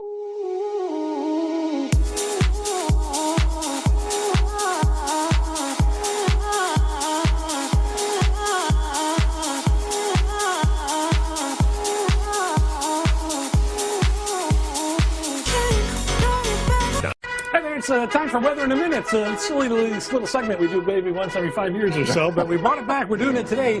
And, Larry, the older we get, the less tolerant I become and the slower you become. I'm thinking I am dying for like an ice cream sandwich or something from the cafeteria. Give you the helmet if you can get down there and get it. We've found a way to get you down that hallway a little bit quicker also. This will replace the running that you've had to do. These are a great way to get around. You can get the speed up on that thing, Larry. It looks like you're going like 2 miles an hour. There's no brakes. That's all right. You don't need brakes. You're just going down the hall. It's not like you're into traffic. Floor it. So there you go. If you can, like an ice cream stand, I think there's a guy from like the Hancock. It's a hard left turn. No, you missed a turn. There you are. Is that like the mascot from the Hancock is in there? Give him a hug or. There you are. Nice to see him. Why? It's nice of him to even offer. All right. Did you get it? All right. Hey, Norm, come on, you're up next. You got Norm MacDonald's down here. Get him on. Put him on one of those. Come on, Norm, you're up next. This is like the two of you in like 3 years. Senior citizens racing down the hall. Very nice. Don't forget to bring me the ice cream sandwich. Boy. Whoa! Wait. I know I went too far. That's all right. I Here's just your take ice the ice cream. cream. Thank you very much. Come on, Norm. Norm, nice to see you. Let me get that out of your way. Come on. Yeah, follow him. Did I lose, Norm? See you later. I lost you, sorry. Watch the cables, man. Oh, no! Wow! It was fantastic all the way through, but I just thought. Well, that's yeoman's work. Well, look, I went in and I took what I thought were the best moments. Follow-up question: what's a yeoman? Not a clue. Russell Brand will know. I'll bet you're goddamn right he will. Okay, no need to curse. All right, apologies. But please. Listen, what I'm saying is I trim You know, the fat. taking the Lord's name in vain is one of the commandments that will get you raped by the devil for all of time. Agree to disagree. If they put my name in a fucking publication like Entertainment Weekly, You don't have to swear. If they put my name in a publication like Entertainment Weekly, I don't think you need to worry about gaining weight. They'll put you in something. My doctor's getting very rude. The last time I went to him, he said, "Open your mouth and say oink." I mean, I think we've come to the fact you need to find a new doctor. I need to find a new. This guy sounds like a real asshole. New internist. Why do you continue to swear? I don't know. Just because you can doesn't mean you should. Charlie Fleischer? Some of the guys you started out with. Charlie Fleischer? Yeah, yes. Charles, he doesn't come by much anymore. But... Charles Fleischer used to always close the Improv. He'd always close. Yeah. And he'd do an hour. I'm not sure. I think that guy's out of his goddamn mind. Whoa. Am I allowed to say? I don't even know. If he comes back, it could be awkward. But what happened? He's just out of his mind. He seemed like a good guy. You know? A confidence man sold him an apartment, rented him an apartment. A confidence Only last minute. man? Yeah, like a paper moon, you know, like that kind of a guy. Yeah, I got paper mooned. He got paper mooned. I think it was by one of the guys that used to give you shit in your karate class. This big fucking Russian guy. Oh, easy. All right, it was a Russian guy. Not all. We've torn down the wall, Mr. Gorbachev, a long time ago. My family comes from Russia. They're Russian Jews. Russian and Jews is more like it.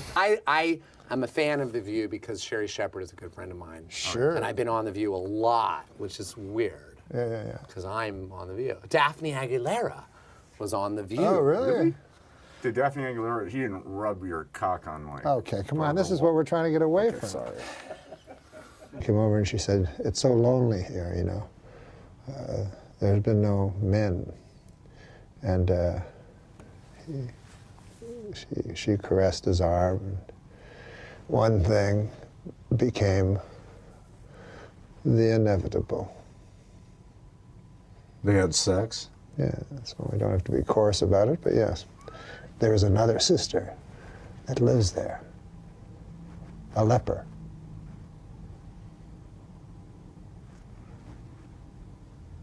So he fucked a leper? Let's not be coarse. Good God, man, that's not how you tell a joke. That's supposed to happen through your mind. That's supposed to. But yes, you did fuck a leper. I don't like is when they make those dirty drinks. Dirty Sanchez? Dirty Sanchez. That's what you drink. What dirty drinks? No, they say like pink pussy, huh? like the pink pussy. You don't have to be dirty, but the guy doesn't realize there's a TV camera aimed at him. This is like your little brother. God damn, man.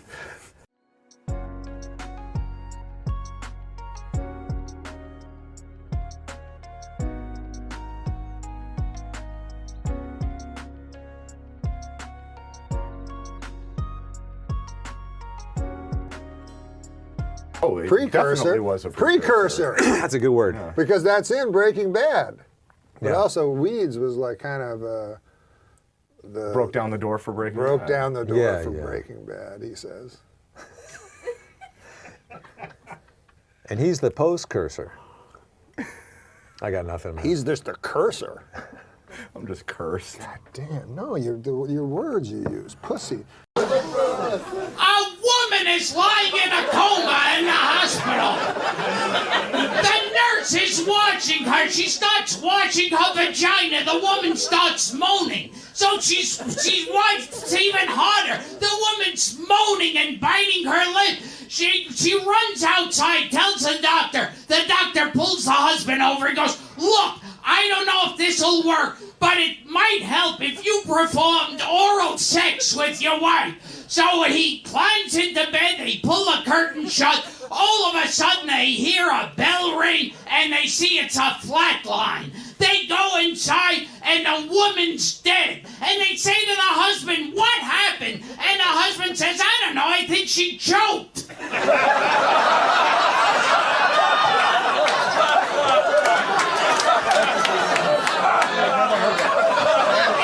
he had his dick in her mouth. And now George is sitting there going, well, that's a good way to die with a cock in your mouth. If I have to die, what better way than a big cock in my mouth? I can't imagine everyone has to die, but boy, a cock in the mouth, you can't ask for better than that. Well, let me say something more modern and stylish then. Okay. My wife went into a coma. Oh, sorry to hear that. And the doctor said to me, you won't hear this from any 1935 comic. He says to me, there's one way to wake her up, but it's a little unconventional. You go in there and you have oral sex with her. I said, by God.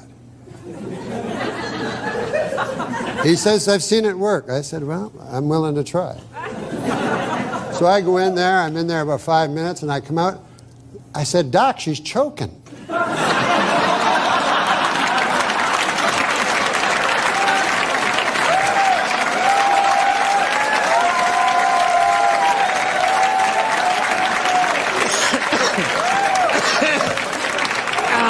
But that's modern medicine for you. That's modern medicine. We're going to take a break. I'm going to find out what's happening here. That's modern. I was at a party with a friend, and so I noticed you first. And you returned my gaze, knew how to quench my thirst. You took me to that room like a dream come true. The dance you performed was just for me and you. Kisses on the neck, then you work your way down. Let yourself go for me all around town. Seductively stood before me. We're going to take a little break here. Here's a message from the good people at Bosco Chocolate Syrup. We'll be back. More Norm MacDonald after this. The biped joke will go down in history as the most obscure. Who did you meet having coffee? Toady Field's daughter. Holy Lord. How about that? Oh, my God. I was excited. You have no idea who that is. No. And is she a biped or? I don't know which side of the family she takes after. You know what That's a great joke that only I get.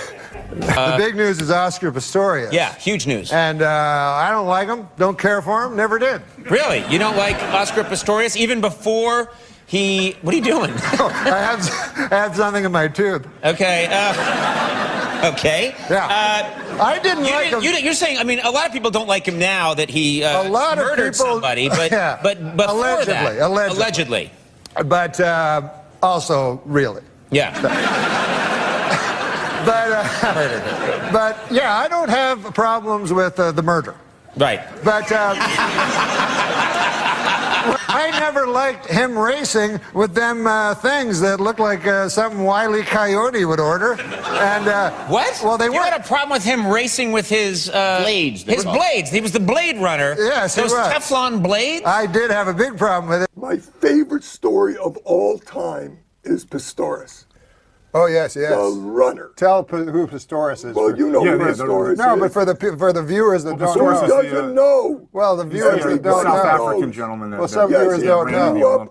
Well, he should tell it to some of the viewers who don't know who Pistorius is. He's an Olympic runner who ran with blades. Everyone knows who he is. Well, I wouldn't say ran with blades. I didn't ask you what you would say that's right true. now. That's, You're I mean, no, Let's imagine you're a runner, with legs. Yeah.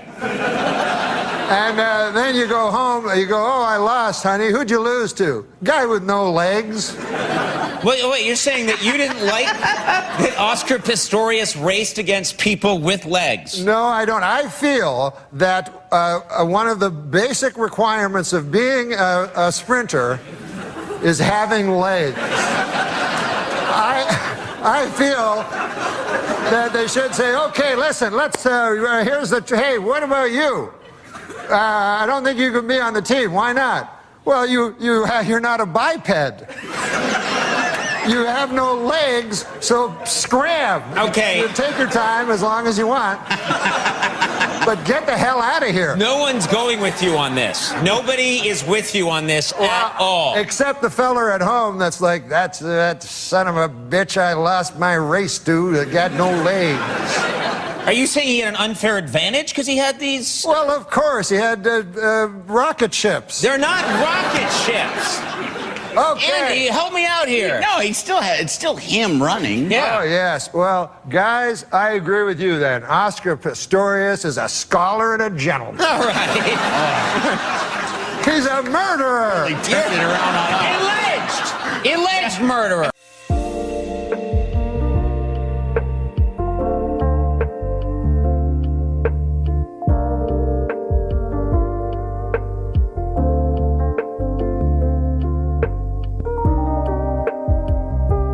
And I remember he did, I mean, I think it was one of his later appearances on our show. You know, he went after Oscar Pistorius, you know, who's the Blade Runner. Convicted of murder, and he was the one who famously had, you know, blades. You know, he was born, I guess, without legs and had blades instead, and was this great Olympic athlete.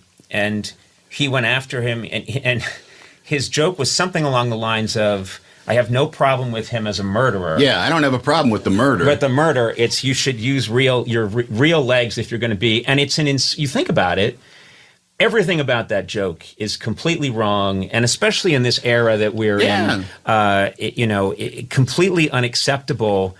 But it was Norm, and Norm would dig into it with this. And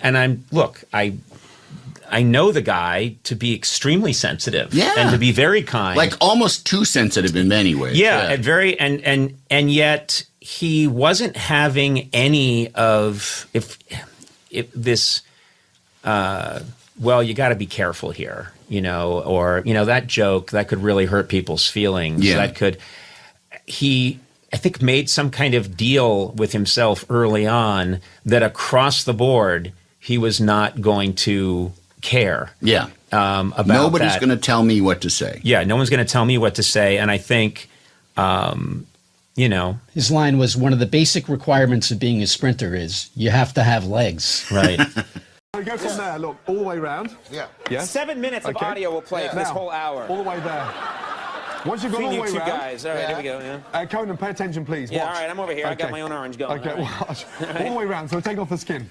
You're not teaching me, you're just showing off. Nothing but making out. All right. It's like 9.5 weeks, but Carrot Top. we were doing. Wow! I gotta check out that movie. Is it called 9.5 Seconds?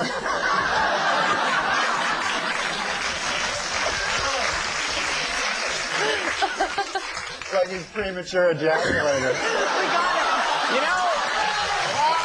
This is an exciting day here at 30 Rock. You know, the Rosie O'Donnell show premiered today.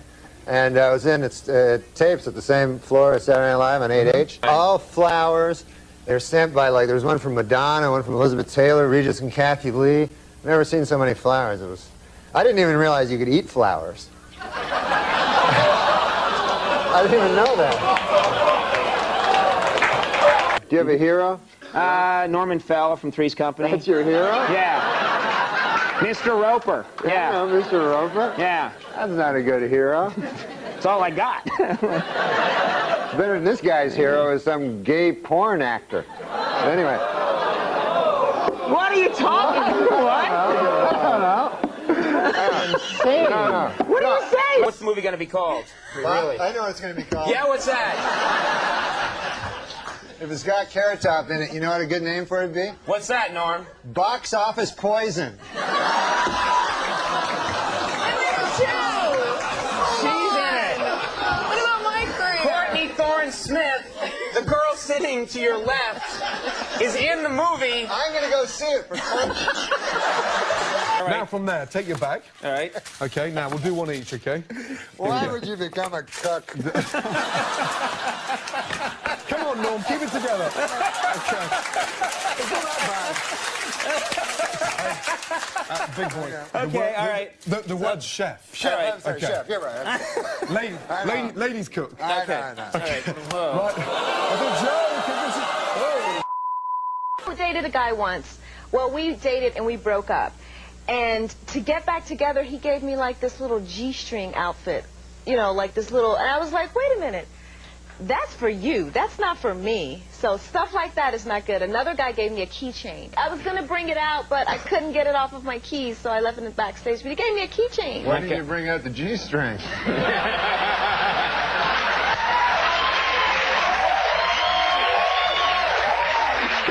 Let me tell you, gay porn all the time? Cut to a single. Just of Norm, really? Gay porn. I enjoy gay porn. I'm not gay.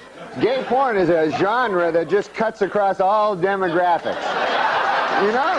Young people, old people, straight people, the gay people enjoy it. Everybody likes gay porn. But this guy really likes it. There's this movie coming out. Yes. Title undetermined at this point. Chairman of the board. Oh, all right. Do something with that, you freak. I bet the board is spelled B-O-R-E-D.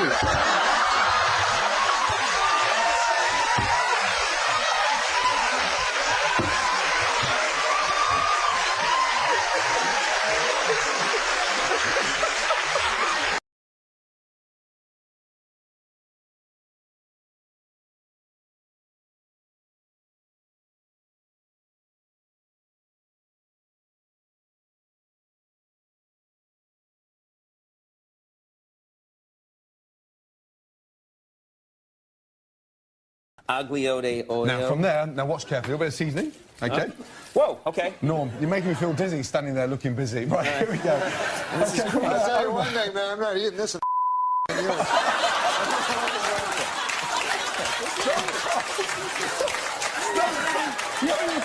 We're even having a cooking segment at this point.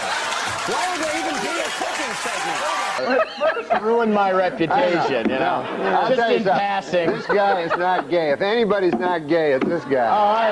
I'm so... Seriously. I am so totally straight. Oh, yeah. No, you are. I love the ladies. No, he does. No, he likes girls. He likes girls. You're writing a book. Yes. How to be a model. Yes. The Complete Idiot's Guide to Getting into Modeling. So, like, rule number one, be incredibly beautiful. I mean, what are the things that you can do? I know rule number two. Yeah. Don't be a midget. Okay. All right.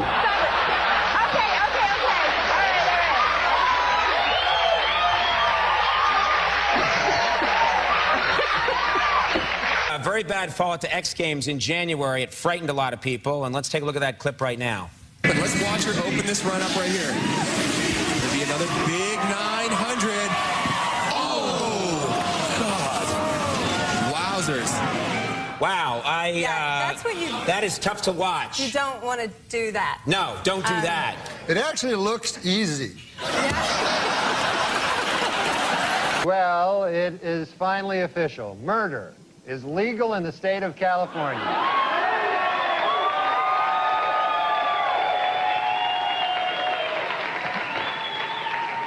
A down-and-out O.J. Simpson, depressed that all of his money-making ideas have failed, has decided to go back to doing what he does best, killing people.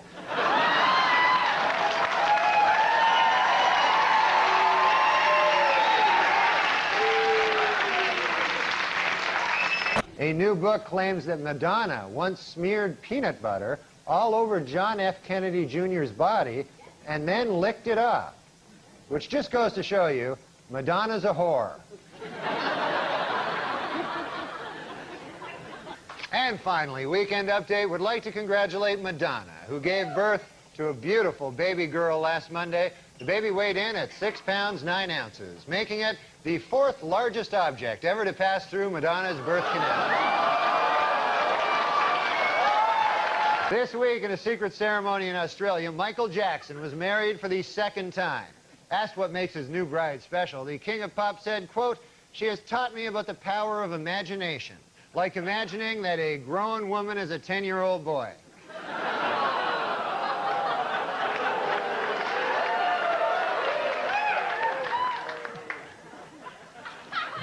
You know he's a homosexual pedophile, right? You understand?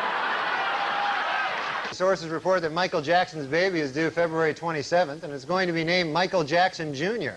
Michael plans to be with the mother during the delivery. In his words, to make up for not being there for the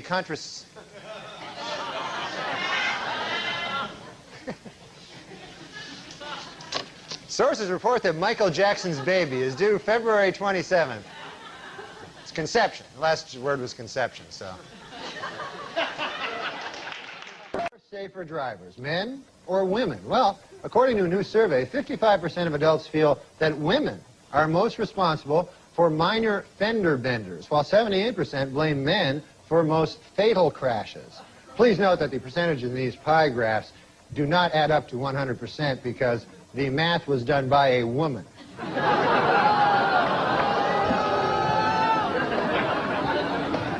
For those of you hissing at that joke, it should be noted that that joke was written by a woman. So now you don't know what the hell to do. No, I'm just kidding. We don't hire women. I came in and he was supposed to be the my guide through SNL, and it turned out that he is a shit stirrer. I'm not going to guide any lady through comedy. That would take me, first of all, I'd have to figure out how a lady could do comedy. You know? And then I'd have to... Last week at a dramatic press conference about the crash of TWA Flight 800, ABC News correspondent Pierre Salinger displayed a document which he believes is proof that the jet was shot down by a U.S. Navy missile. Later, he proudly showed reporters his solid gold Rolex that he bought on the street for just $15.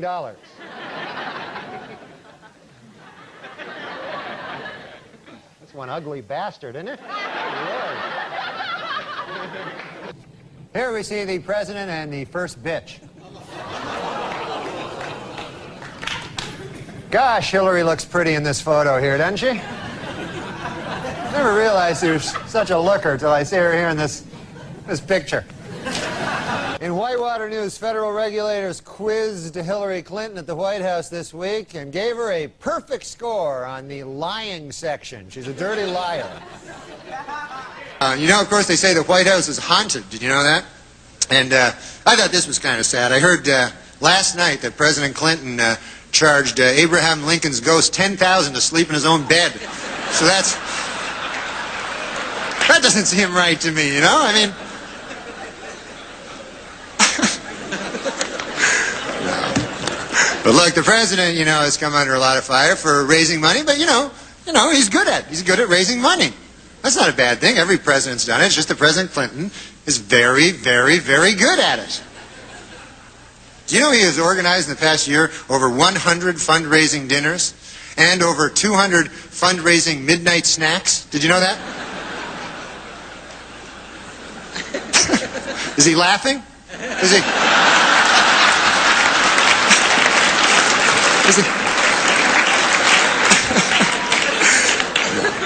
This one says, remember the old days when tweeting meant stabbing a hooker? Bob liked that one. Super Dave, why is there an app for everything except how to rape a baby? Jesus.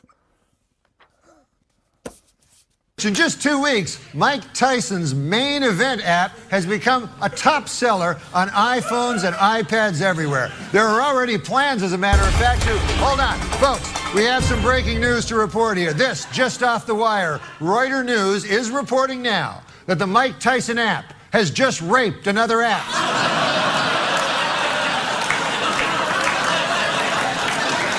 Once again, and we cannot confirm this, but reports are flooding out of Arizona this evening that the Mike Tyson app has, quote, viciously raped another app. More on this as it develops. Some gold-plated chains would make a nice retirement gift for a very, very good slave. Well, Are you serious? Well, this was written... Are you serious? This was written years ago. Did you just write that? I didn't write it. Did you just say that? No, I read it.